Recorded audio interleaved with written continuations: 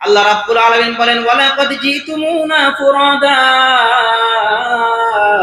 দুনিয়ার জমিনে তুমি তোমার আপনজনকে আপন মনে করতা, এইগুলো তোমার আপন হবে মনে মনে করতা না বন্ধু না। জিতুমুনা ফুরাদা, আমি আল্লাহর কাছে যখন আসবা তখন ফুরাদ হয়ে আসবা। ফুরাদ মানে হলো একা হয়ে আসবা, বন্ধু বান্ধব নিয়ে আসবা না, ছেলে সন্তান নিয়ে আসবা না, কেউ তোমার জন্য সহযোগী হবে না। কিয়ামতের ময়দানে তো পুরো দূরের কথা, দুনিয়ার জমিনেও সন্তান যখন কঠিন মুসিবতের মধ্যে পড়ে যায়, সাধ্যের বাইরে হয়ে যায়, বাবা পর্যন্ত সন্তান কি ভুলে যায়, মা সন্তান কি ভুলে যায়। সংক্ষেপে একটা ঘটনা বলে আমি আলোচনা শেষ করতেছি। 90 সনের একটা ঘটনা পত্রিকার মধ্যে আসছিল। বরিশাল জেলায় একটা অনেক বড় একটা জলুদ চাষ হয়েছে, জলুদ চাষ। একজন আলেমের বয়ানে এই ঘটনা উল্লেখ করা হয়েছে, বলে ইনশাআল্লাহ আলোচনা শেষ করতেছি। সেটা হলো একজন ভাই সে কাঁদতেছে, হুজুর বয়ান করতেছে হাসরের মাঠের ময়দানে যে কেউ কারো আপন হবে না, এটা বাস্তবতা তুলনা ধরে হুজুর আলোচনা করতেছেন। একজন বান্দা বলল, হুজুর আমি আপনার কাছে একটা ঘটনা উল্লেখ করতে চাই, যে এটা আমার জীবনে ঘটে গিয়েছে। সে ঘটনা হলো যে দুনিয়া হাসরের মাঠ তো দূরের কথা, দুনিয়াতে সন্তানকে মা বাবা ভুলে যায়। হুজুর বলল, কি এমন ঘটনা তুমি বলো। ওই আল্লাহ বান্দা বলল, হুজুর যখন আমাদের এলাকায় যখন জলুদ চাষ শুরু হয়ে গেল, মাগরিবের আগ মুহূর্তে আকাশ মেঘাচ্ছন্ন হয়ে অন্ধকার হয়ে যখন মেঘ মেঘ ভাব, হঠাৎ করে বাতাস ছেড়ে দিয়েছে। একদিকে বাতাস আর একদিকে পানি আসতে শুরু করে দিয়েছে। আমার ছোট দুইটা বাচ্চা, একটা বাচ্চার বয়স 4 বছর আর একটা বয়স 9 বছর। এই দুইটা বাচ্চাকে নিয়ে আমি যখন ঘরের মধ্যে অবস্থান করতেছি, তার মা তার সাথে নাই। সন্তান দুইটা ভয়ে আমাকে জড়ায় ধরাকে, আব্বু মেহেরবানি করে আপনি আমাদেরকে ছেড়ে যাবেন না, মা নাই, মা তো আমাদের সামনে নাই, আপনি আমার আপন।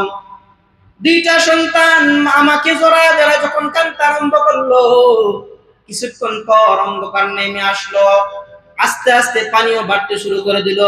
বলে, হুজুর পানি বাড়তে বাড়তে এমন অবস্থা হয়ে গেল, আমার ঘরের মধ্যে পানি চলে আসছে, এখন আমি কি করব, আমি কি বাচ্চাদেরকে নিয়ে যাব কোথায়, অন্ধকার রজনী শুরু হয়ে গিয়েছে। বলে, হুজুর ওই অবস্থায় আমি যখন আমার সন্তানদেরকে এই জায়গায় দেখলাম, মনের মধ্যে কষ্ট নিয়ে সন্তানদেরকে আস্তে আস্তে নিয়ে উঠতে শুরু করে দিলাম। ঘরের চারের মধ্যে বসে থাকলাম, পানি যেন না আসে। কিছুক্ষণ পর দেখা যায় জলুদ চাষের পানি আস্তে আস্তে উঠতে শুরু করে দিল, আমার ঘরের চার পর্যন্ত পানি উঠে যায়। এমন অবস্থায় ঘরের চার পর্যন্ত পানি উঠে যাওয়ার পর ভয়ে ভয়ে আমার সন্তানগুলো আমাকে জড়ায় দেখ, আব্বু আমাদের বাড়িটা তো ডুবে গেল, এখন আমরা যাব কোথায়। এই কথাগুলো গুলো সন্তান বলো, আব্বু আপনি আমাকে ছাড়বেন না, আমাদেরকে ছেড়ে দিবেন না। ওই বাবা ডাক দেয়, হুজুর আমি তাকে দেখলাম কিছুক্ষণ পর পানি বাড়তে বাড়তে বাড়তে বাড়তে কোমর পর্যন্ত হয়ে গেল।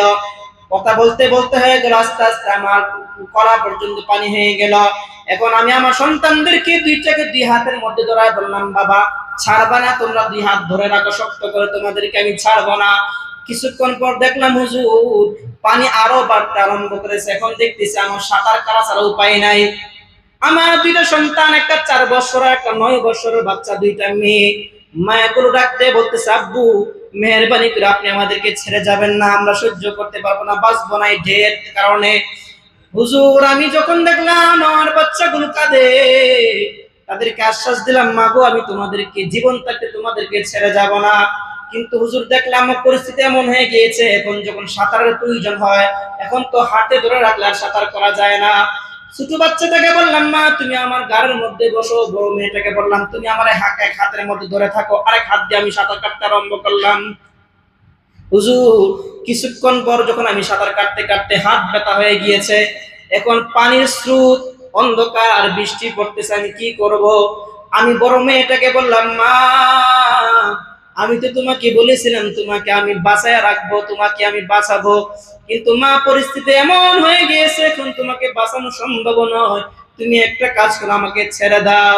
মেয়েটা চিৎকার দেয়া কই, বাপ আব্বু আপনি যদি আমাদেরকে বলেন ছেড়ে যাওয়ার জন্য, আমরা যাব কোথায়, অন্ধকার সাঁতারও জানি না, আমি কি করব।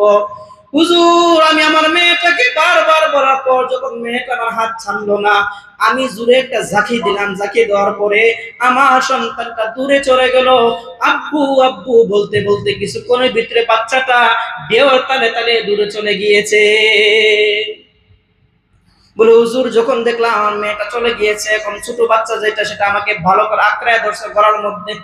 বলে, আব্বু আপুকে ছেড়ে দিয়েছো, সে তো সাঁতার জানে কিন্তু আমি তো সাঁতার জানি না, আমাকে ছাড়বেন না।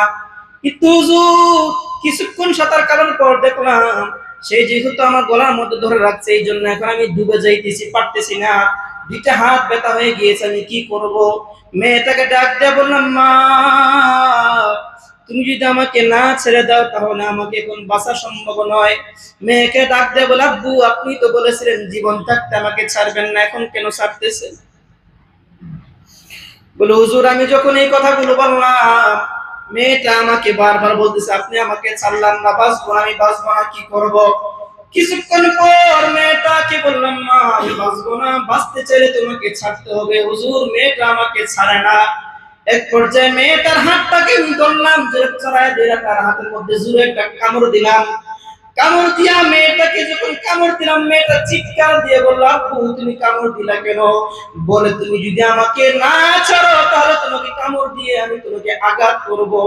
বলে, হুজুর ছোট মানুষ কামড়ের আঘাত সহ্য করতে না পেরে এক পর্যায়ে আমার হাতটা ছেড়ে দিলে সে ঢেউয়ের সাথে ভেসে গিয়েছে। হুজুর দুনিয়ার জমিনে দেখলাম বিপদে পড়লে সন্তান মা কি বলে যায়, মা সন্তান কি বলে যায়। হাসর মাঠ যেদিন কায়েম হয়ে যাবে সেই দিন যত আপন মানুষ হোক না কেন কেউ কারো বন্ধু কিংবা আপন হবে না। বুঝে আসছে কিনা আমার ভাই? এই জন্য নবীজি সাল্লাল্লাহু আলাইহি ওয়াসাল্লাম বলেন যে দুনিয়াতে যা আছে কেউ আপন না, সব স্বার্থের পাগল। আল্লাহ বলেন ওই ওয়ামাল হায়াতুদ দুনিয়া ইল্লা মাতাউল গুরুর, সূরা আলে ইমরান 185 নম্বর আয়াতে আল্লাহ রাব্বুল আলামিন বলেছেন। এজন্য মুহতারাম হাজিরিন, দুনিয়াতে যা আছে সব কিছু ধোঁকা। এজন্য আমি ওই কথাটা একটি পয়েন্টটাতে নিয়ে আসছি যে ঢাকা যে সন্তানগুলো দুনিয়া থেকে বিদায় হয়ে গেছে তারা তো অল্প সময়ে পরই মারা যাওয়ার পর তাদের আঘাত নাই, কিন্তু এমন একটা সময় আমাদের আসতেছে যেই সময়টা আঘাতে শেষ হবে না, লা ইয়ামুতু ফিহা ওয়া লা ইয়াহইয়া, যেখানে মরণ হবে না, আমার জীবিতই থাকতে হবে, শাস্তি গ্রহণ করতে হবে। কি শাস্তি আল্লাহ চাইছেন ইনশাআল্লাহ আগামী সপ্তাহে আমরা জাহান্নামের কিছু ভয়ঙ্কর শাস্তির কথা আলোচনা করব। আল্লাহ যেন আমাদের সবাইকে